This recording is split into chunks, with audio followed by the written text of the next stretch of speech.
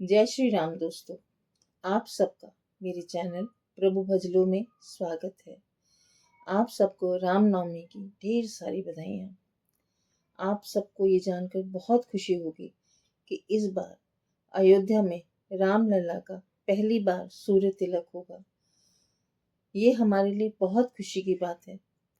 आइए आपको बताते हैं कि कैसे सूर्य तिलक होगा, कैसे भगवान राम की पूजा की जाएगी, कैसे हम अपने घर में भगवान राम की पूजा आराधना कर सकते हैं।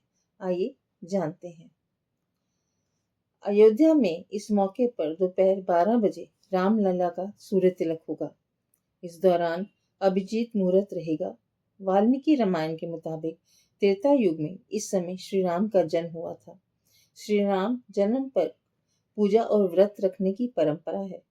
पूजा के लिए करीब 2.5 घंटे का एक ही मुहूर्त है, जो सुबह 11:05 बजे से दोपहर 1:35 तक रहेगा।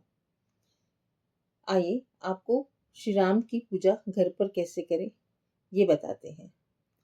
भगवान राम, सीता, लक्ष्मण और हनुमान जी की मूर्तियों को जल और पंचामृत से नहलाएं, चंदन और रोली का तिलक लगाएं, चावल और फूल चढ़ाएं, दीप धूप दर्शन कराएं, मौसमी फल और मिठाइयों का नैवेद्य लगाएं, फिर आरती करके प्रसाद बांटें।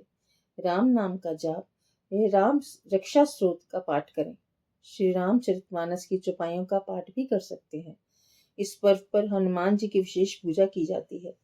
सुंदरकांड और हनुमान चालीसा का भी पाठ कर सकते हैं और व्रत, दान और दीपक लगाकर मना सकते हैं हम रामनवमी। आइए जाने कैसे।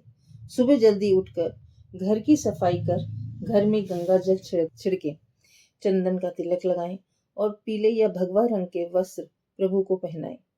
जरूरतमंद लोगों को दान दें और व्रत करने का संयोग लें। राम जन्म की खुशी में शंख बजाएं, घर मंदिरों को झंडे और वंदनमार से सजाएं। श्री राम, सीता, लक्ष्मण और हनुमान जी की पूजा करें और दिन भर उपवास करें। मंदिर में मिठाई का भोग लगाकर प्रसाद बांटें और शाम को घर आंगन में दीपक जलाएं। अयोध्या में दोपहर 12 बजे जब रामलला का सूर्य तिलक होगा, उस समय केदार, गज केसरी, परिजात, अमला, शुभ वाशी, सरल, काहल और रवि योग होंगे। इस 9 शुभ योग में रामलला का सूर्य तिलक होगा। वाल्मीकि रामायण में लिखा है कि राम जन्म के समय सूर्य और शुक्र अपनी उच्च राशि में थे, चंद्रमा खुद की राशि में ही मौजूद थे। इस साल भी ऐसा हो रहा है, जो कि शुभ संयोग माना जाता है। रामलला पर स्वर्ण जड़ित पीली गुलाबी पोशाक पहनाई जाएगी। अयोध्या में 17 अप्रैल को दोपहर 12 बजे जहाँ सूर्य तिलक से भगवान रामलला का जन्मोत्सव शुरू होगा, इस दिन रामलला स्वर्ण आभूषण और रत्न जड़ित पोशाक में अद्भुत दर्शन देंगे। उनकी रत्न जड़ित पोशाक 2 रंगों में बनी है, पीली और गुलाबी। वस्त्रों पर स्वर्ण धागों से सिलाई कढ़ाई की गई है। रामलला को मुकुट, कुंडल, हार, तिलक, बाजूबंद, हाथों के कड़े पहनाए जाएंगे। यानी रामलला के सिर से लेकर पैर तक, अंगूठे और तक सोने और हीरे के आभूषण होंगे। सोने के तार वाला धनुष बाण भी होगा। उनके मस्तक पर चंदन का लेप होगा।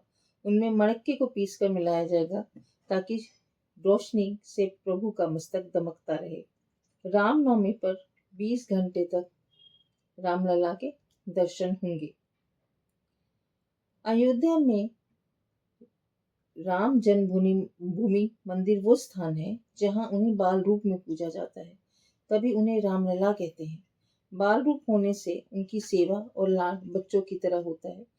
मौजूदा मूर्ति से पहले श्री राम के बाल रूप की छोटी सी मूर्ति मंदिर में स्थापित है, जिन्हें छोटे रामलला कहते हैं।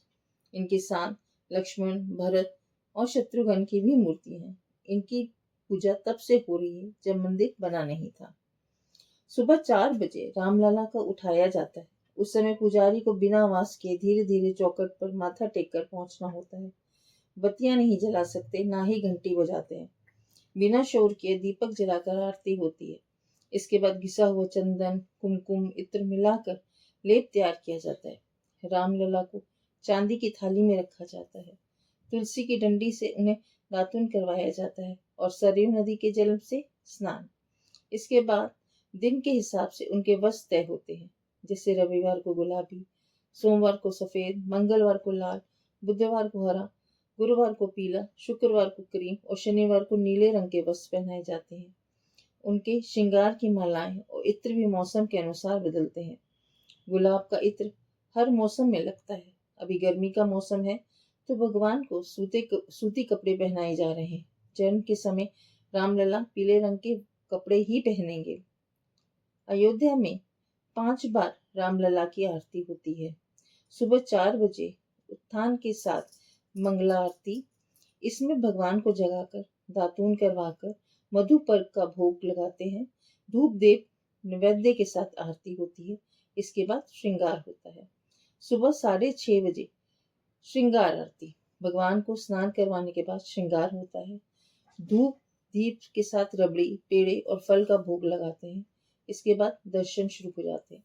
दोपहर 12 बजे भोग आरती। इस आरती में रामलला को चावल, दाल, रोटी, पूरी और सब्जी का भोग लगाते हैं। भोग में हर दिन खीर और हलवा जरूरी होता है। शाम 7 बजे संध्या आरती। इस आरती में फल, पेड़े और मधुपाक का भोग लगता है। रात 10 बजे शयन आरती। इस आरती में खीर, पूरी, सब्जी का भोग लगाकर भगवान को शयन करवाया जाता है। वाल्मीकि रामायण के मुताबिक दशरथ जब बहुत बूढ़े हो गए तो संतान न होने के कारण चिंतित रहने लगे। ऋषियों ने उन्हें पुत्र कामेष्टि यज्ञ की सलाह दी। महर्षि वशिष्ठ के कहने पर दशरथ ने ऋषि श्रृंग को इस यज्ञ के लिए बुलाया। कथा के मुताबिक यज्ञ पूरा होने के बाद अग्निदेव प्रकट हुए। उन्होंने खीर से भरा सोने का घड़ा दशरथ को दिया और रानियों को खीर खिलाने को कहा। दशरथ ने ऐसा ही किया। 1 साल बाद चैत्र महीने के शुक्ल पक्ष के 9वें दिन कौशल्या ने श्री राम को जन्म दिया। कैकेयी ने भरत और सुमित्रा ने जुड़वा बच्चे लक्ष्मण और शत्रुघ्न को जन्म दिया। आइए अब हम रामलला की आरती करते हैं। श्री रामचंद्र कृपाल भज मन हरण वैभव धारण नव कंज लोचन कंज मुख कर कंज पद कंजारुण कंदर्प अगणित अमित छवि नव नीर नीरद सुंदर पट पीत महनहु दलित रुचि शुचि नौमि जनक सुतावर भजु दीन बंधु दिनेश दानव दैत्य वंश निकंदनम रघुनंद आनंद कंद कौशल चंद्र दशरथ नंदनम सिर मुकुट कुंडल तिलक चारु उदारु अंग विभूषण आजान भुज शर चापद संग्राम जित खल दूषण इति वदति तुलसीदास शंकर शेष मुनि मम रंजन